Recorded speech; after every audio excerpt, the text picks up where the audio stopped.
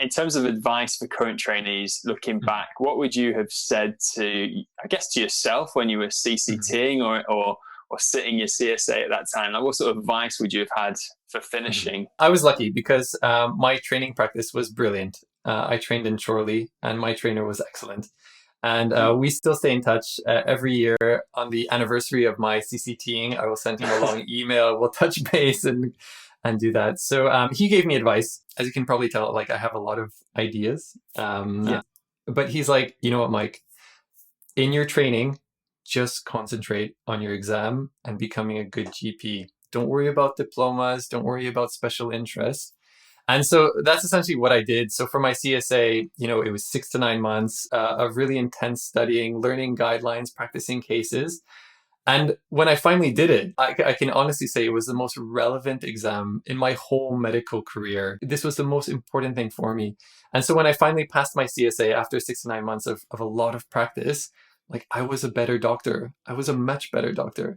And it got me ready for anything that happened afterwards, post-CCT. That leads on to the second piece of advice that I personally would try to share. There are going to be a lot of opportunities out there post-CCT. There are a lot of posts out there, and you might feel a bit apprehensive. Am I good enough to actually do this? You might feel that you don't have enough experience. But honestly, you are. You are ready. So if there's anything out there that you want to give a try, like walk-in center, out-of-hours shifts, teaching medical students, getting into commissioning, like if that opportunity arises and you're like, I'm not too sure, I don't really have any experience, just go for it. Because med school, foundation, GP training, I mean, you have had at least 11 years worth of prep to do these jobs. And you'll realize that they will accept you with open arms, really. For me, it was walk-in center. I did so many walk-in center shifts, but I was pretty apprehensive. Like, I've never been to a walk-in center. I don't even know what it's like. So I just went, just try your best. You are safe if you got through GP training in the UK. You know your guidelines because you passed your exams. The first few shifts are rocky. They are a little bit scary, but then you just get better and better and better. So that's the second piece of advice. Again, same thing with locuming. I've never locumed in this area. I don't know the services, blah, blah, blah. Don't worry, just go. Just do it. I mean, you'll finish late. Who cares? Because you'll have to ask a lot of people things. But then after a while, you'll just get really slick and really good at it. So when I locumed, I mean, I must have worked in like 50 plus practices in Manchester in areas. Wow. And I didn't train in Manchester. So, I don't know the services. But it doesn't matter. Just treat the case as if it was a CSA case. I think this person needs to speak to the crisis team. How do I get in touch with crisis team? Well, there's going to be a crisis team of some description. So just ask someone and they'll tell you. I mean, it will take a little bit longer, but you'll be fine. So that's the second piece of advice I would give you. And if there are opportunities out there, look into them. Because when you qualify, when you CCT, all of these emails that you're getting, these annoying like newsletter type emails, why don't you try this? Why don't you try this? And you're like, listen, I'm too busy. I have to do my exam. Those will all stop post-CCT. The opportunities will all close off, and it will be up to you to forge your own path to find these cool opportunities. That's something that I struggled with a little bit coming back from Australia. Again, you're doing all these kind of pointless locum jobs. I wasn't getting any CPD. It was a little bit kind of heartless in a sense. And so I started looking out for CPD events, and the RCGP really helped me with that because they're organizing a lot of events. At least they were kind of face-to-face ones. And by just attending like an evening with the RCGP local members in Manchester, there's a curry mile. So they just got one of those restaurants and gave us food and talked about stuff. And then that led me to the fellowship, and then the salary jobs and all these things started coming together. So essentially, it will be your responsibility to forge your own path post-CCT. So you might get the odd email here and there, but from my experience, it pretty much just stopped. Just, I mean, in a sense, it's a little bit scary. But on the other hand, you will find these amazing opportunities. So just seek them out, say yes, go for them. And then, you'll be able to have like a cool career, hopefully prevent burnout for the next 5-10 years. Just the next 5 or 10 years. Just the next 5-10 years. Reset, spend 3 months in Bali surfing, and then come back when you run out of money. Oh, brilliant. And hopefully by 5-10 years, we'll be allowed to go to Bali for 3 months. We'll hold on to that truth. So hi, I'm with Mike from GP On The Move. Thank you so much for joining us and welcome to the podcast. Great. Thanks so much for having me. So Mike, I let everybody usually just introduce themselves because you do a better job of it. So the floor is yours. Yeah, brilliant. So I'm Mike. I'm Dr. Michael Poplawski. I'm a GP. I'm also a university tutor at one of the medical schools nearby. And yeah, we're going to talk about my life, my career, and give you guys some tips today. So hopefully that will all go fine. Yeah, absolutely. So Mike, I think, is going to be a great source of wisdom for us as current trainees. So why don't we start with actually where you trained in terms of medical school and how you got into general practice? So I'm from Canada originally, but I went to medical school in Poland, and I even worked in Poland as a junior doctor for a bit, and I really hated it. I was like, what have I done with my life? I was just like, God, this isn't for me. So I quit medicine. I came to the UK and I did a degree in sound engineering, and that was a 3-year degree.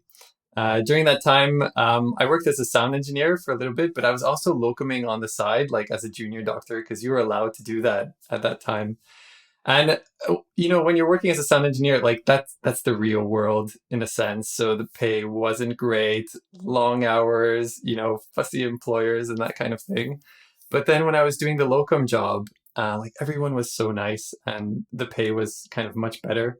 And I kind of started gravitating towards that a little bit more. And then after 3 years, I decided to apply for the foundation job. So I did my F1 and F2 in Huddersfield and then in Preston. And then I went straight into a GP training program. And that was in Preston and Chorley. That was a really brilliant program. And then in my reg year, I wrote an audiobook. So I decided, you know, I'm a sound engineer, I'm a sound guy. I know how to mix and master. So I decided to kind of use that. And then obviously I was preparing for my CSA. So CSA is like this massive, massive thing. You guys are now doing your RCA, which sounds even worse than the CSA, to be honest. At that stage, I just kind of, because I was commuting from Manchester to Preston, because Manchester is where I live, like I had all this time that I just needed to use to study. So I basically created this audiobook with clinical guidelines just to get me ready so that when you're practicing your cases and things, you know the guidelines right off the bat. And I found that gave me like this amazing confidence. So I released the audiobook. It was first just for me and just for a few of my mates. But they're like, oh, Mike, you should just sell this. Completely sold out. The first edition completely sold out. Got a lot of really good feedback from it. And I released the second edition last year. So that's available. It was called CSA On The Move. Now it's called GP On The Move because I feel there are a lot of other people that can also benefit from it. So I CCT'd 2017. From Preston and Chorley, and I locumed for a year around Manchester. But at that time, we were also preparing to go to Australia. You know, the opportunity arose, and I worked as a GP in Australia for a year, which was an amazing experience, just amazing. And I would highly recommend working abroad if you can. Yeah, feels such a distant, far off dream. As we're currently recording in February of 2021. Yeah. Going to Australia now, like quarantines in hotels and God knows what. But then we came back last year and I was locuming for a bit, but I felt a little bit lost. I was like, you know, the locuming, it served a purpose initially to get to Australia. But then when we came back, it just kind of felt a bit pointless. Like you're just going into these meaningless locum jobs, seeing 15 coughs and colds and that's it. You kind of get your paycheck and stuff. At that stage, I attended a lot of RCGP free member courses. And people were talking about this Northwest Deanery Fellowship thing. So I applied to that and I got that. So essentially, you're a salaried doctor in a practice, but the deanery funds an extra session or two on top of that. I did make a video about that. So it's on my YouTube channel. And you have that time fenced off to develop an interest. So mine was medical education. So during that time, every week I would attend unpaid training sessions with the Manchester University. And then at the end of it, I ended up getting a job at the medical university at one of the other ones. So once a week, I teach medical students. So 4 days a week, I'm a GP in my practice. And 1 day a week on Thursdays, I teach medical students. So yeah, that's my career. Wow. That's it. That's my life in 3 minutes. Summed it up very nicely. So you really did go from a point. I just loved going way back to the start. So you did your medical degree, which, let's face it, is a fair amount of work and commitment. And then you decided it wasn't for you and just gave it up and went a completely different way. Moved country for one, and then did another degree, which that's quite something. I think that says a lot. I suppose it says a lot about you as a personality in terms of not Nice. afraid to make not afraid to make big decisions and explore new things. But I've just been interested to get your thoughts on that. What then, I guess, changed for you really? You sort of alluded to it a little bit about life as a sound engineer, the real world. Yeah, I'd just be interested to see your thoughts on how you've then come back in. And when I speak to medical students about their aspirations and careers, you get this sense that some of us are on a little bit of a conveyor belt. So like primary school, high school, you work really hard in high school, get good marks, and then go into university. And then after university, you just go into F1, F2, and then you're obviously in training straight away. I think people are realizing that you kind of need to get some real life experience. This idea of having an F3 is so common. Yeah. Or even after GP training, to have some time off to explore and do different things. Because I feel that when I had that break away from medicine after 3 years going back into it, I was super focused. Like I knew what I wanted. I knew what the real world was like. Because sometimes we forget, you're in medical school, you might be a little bit sheltered in terms of your upbringing, and then F1, F2, you have a job straight away. Most people don't have that. Like from my music degree, like maybe 3 people are doing music. Like some of my mates are bus drivers or like working in restaurants. It was kind of depressing for me. And this idea that, actually being a doctor is a brilliant job as well. And so I kind of got back into it with all this energy and passion. And it's just stuck with me. I still do music on the side. Like I still produce music. I have some artists from different countries that send me their vocals, and I'll kind of turn it into a song and charge some money for it and then send it back to them. So that's a lot of fun.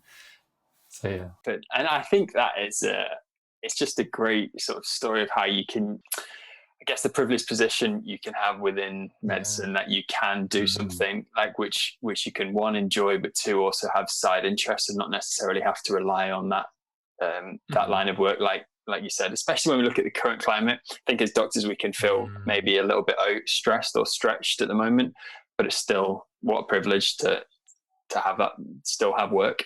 100%, yeah. In terms of being, so you're saying you did your training in Poland. So what's it been like coming over to the UK? So being an international medical graduate, and like what's that experience like? Because that's a big step as well in itself. It is a massive transition. If anyone is looking for advice on that, I would definitely go into a foundation program if you can first, because the training in the UK is amazing. It is spectacular. The amount of support that you have, these things called guidelines, which really don't exist in different countries. So in Poland, it was kind of like, what do we do with this patient? We'll just ask the most senior doctor, what would he do type thing. Whereas in the UK, in other kind of countries, you have a lot of guidelines, and it's all evidence-based in a sense, rather than seniority based or kind of only relying on expert opinion. Transitioning from Poland, which didn't really have guidelines and wasn't too great, but maybe that was just my personal experience.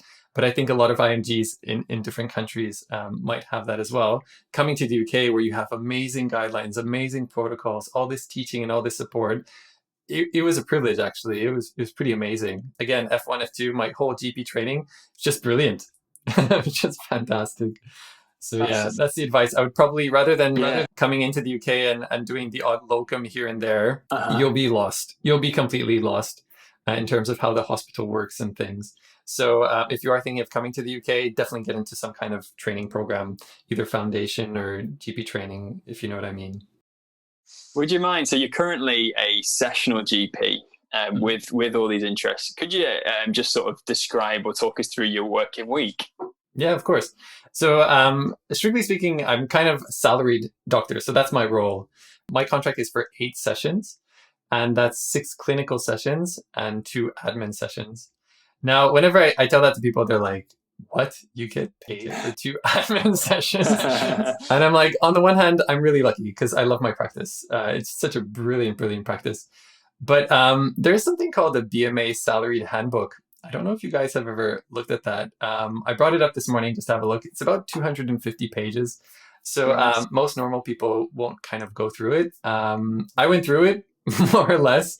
But I mean, as GPs, we have this amazing ability just to skim through long letters and just get to the gist of it. So, sometimes you'll get like a mental health letter and it's like 20 pages, but you'll just kind of skim through it and go to the actions for GP. So, do the same thing with this document. Essentially on page 43 or 44, they make a suggestion in terms of your balance, clinical versus admin. And strictly speaking, the suggestion that they make is for every 3 clinical sessions, you should have 1 paid admin session. Not many practices do that. From what I heard, when I was applying for jobs, they would offer me 1 admin session on top of 6 clinical sessions, because that's what I wanted, 6 clinical. Whereas this practice are actually offering 2. So Mondays, I'll do a clinical session, and then in the afternoon, I have admin. But we do a practice meeting, which is for 2 hours. And then, and again, it's spread out for the rest of the week so that I come up to 6 clinical and 2 admin. Yeah. In my other admin, I do quality improvement stuff. So I did this big thing on osteoporosis, lipids. I do a lot of stuff on like workflow optimization for the practice.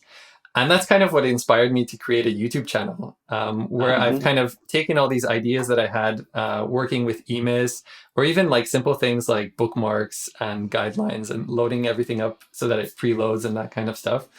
And I was sharing it with my practice colleagues. And then I had this idea, well, why don't I just, share it with more people? With GPs using EMIS or other kind of systems. And I started this YouTube channel, and the idea was to do a video a week, and I'm up to 20 videos now. So it's going pretty well, and it's really, really fun. And at the same time, I find it's useful. I got a lot of really good feedback from people writing to me saying that, oh, they didn't know there was this thing that you can do with EMIS, or this is a cool tip, and that kind of stuff. So I've definitely continued that. And that's kind of how we ended up getting in touch, through that YouTube channel and other things. So yeah, and then on Thursdays, I teach medical students. So I teach third-year medical students. I'm a community clinical tutor, which means that we have a session for the whole day. It's on Zoom now because we're in lockdown. And what I do is we take a clinical topic or a specialty like gynae or cardio, but we bring it down to GP land. And, where does the journey start? So it will generally start with an undifferentiated specialty like GP or emergency medicine, and then they end up going to cardio, and that's where the students go. They go onto placement into hospital. Right, got you. So we kind of give them a background. Where do things start? Let's concentrate on symptoms, primary care management, investigations. And then when they go into placement, they follow those patients up. So that's the week. And weekends off. Always. I don't work weekends. I do not work nights. Because I was trying to do the maths there, and I was like, well, you're doing eight sessions, 6 clinical, 2 admin, then you're doing 2 sessions of teaching, then you're doing your YouTube on that. That's adding up to more than a fair share there. I know. I can only imagine how much time the editing and the putting out of good video quality that takes time. So I'm impressed you don't tread into the weekend. That's very impressive. No, so I mean, like a 3-4 minute video will take me about 8 hours, roughly. Yeah, wow. So it's a lot of work. But I mean, I'm used to that from the world of sound engineering, because if you think like a 3-minute pop song, that will take like 20-30 hours. Wow. You don't always kind of realize that, but there's just a lot of editing and tweaking. And like, I like doing that because in my YouTube videos, I have all these images flying everywhere, and they're kind of like, jokes, slightly corny, but it's fun for me. It's fun to do.